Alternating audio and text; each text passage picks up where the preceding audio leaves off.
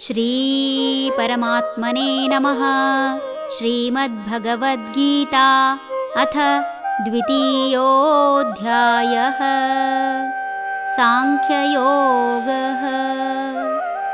ನಾಸ್ತಿ ಬುದ್ಧಿರಯುಕ್ತಸ್ಯ ನ ಚಾಯುಕ್ತಸ್ಯ ಭಾವನಾ ನ ಚಾಭಾವಯತಃ ಶಾಂತಿಃ ಅಶಾಂತಸ್ಯ ಕುತಃ ಸುಖಂ. ಪ್ರಸನ್ನತೆ ಇಲ್ಲದವನಿಗೆ ಜ್ಞಾನವಿರುವುದಿಲ್ಲ, ಪ್ರಸನ್ನತೆ ಇಲ್ಲದವನಿಗೆ ಧ್ಯಾನವಿರುವುದಿಲ್ಲ, ಧ್ಯಾನದ ಅಭಾವವಿರುವವನಿಗೆ ಶಾಂತಿ ಇರುವುದಿಲ್ಲ, ಶಾಂತಿ ಇಲ್ಲದವನಿಗೆ ಸಂತೋಷವೆಲ್ಲಿಯದು.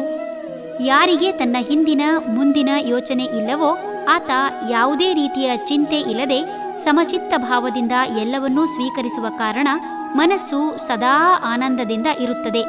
ಶಾಂತ ಸಾಗರದಲ್ಲಿ ಅಲೆಗಳು ಏಳುವುದಿಲ್ಲ, ಕಾರಣ ಅಲ್ಲಿ ಗಾಳಿಯಾಗಲಿ ನದಿಗಳಿಂದ ಬಂದು ಸೇರುವ ನೀರಾಗಲಿ ಇರುವುದಿಲ್ಲ. ಯಾವುದೇ ಅಲೆಗಳು ಏಳಲು ಹೊರ ಹಾಗೂ ಒಳಗಿನ ಒತ್ತಡದ ಘರ್ಷಣೆ ಅಥವಾ ತಿಕ್ಕಾಟ ಕಾರಣ. ಮನುಷ್ಯ ಪ್ರಕೃತಿಯೊಂದಿಗೆ ಸಹಜವಾಗಿದ್ದರೆ ಪ್ರಕೃತಿಯಲ್ಲಿ ನಡೆಯುತ್ತಿರುವುದನ್ನು ಯಥಾವತ್ತಾಗಿ ಸ್ವೀಕರಿಸುವ ಮೂಲಕ ಮನಸ್ಸಿನ ಮೇಲೆ ಯಾವುದೇ ಪರಿಣಾಮ ಬೀಳದು.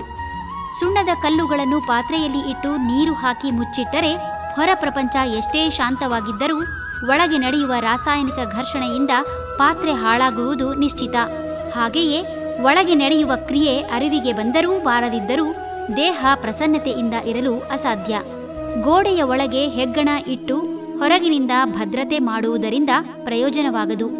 ಯಾರ ಮುಖದಲ್ಲಿ ಪ್ರಸನ್ನತೆ ಇಲ್ಲ ಅಂಥವನ ಮನಸ್ಸಿನಲ್ಲಿ ಬರೀ ನದಿಯಲ್ಲ, ಸಮುದ್ರವೇ ಭೋರ್ಗರೆಯುತ್ತಿರುತ್ತದೆ.